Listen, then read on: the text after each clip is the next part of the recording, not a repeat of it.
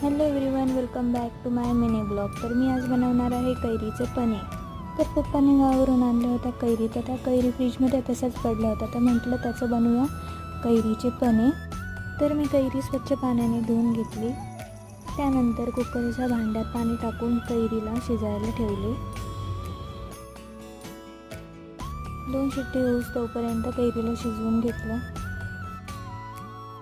कैरी शिजल्यानंतर मी त्याचा गर काढून घेतला.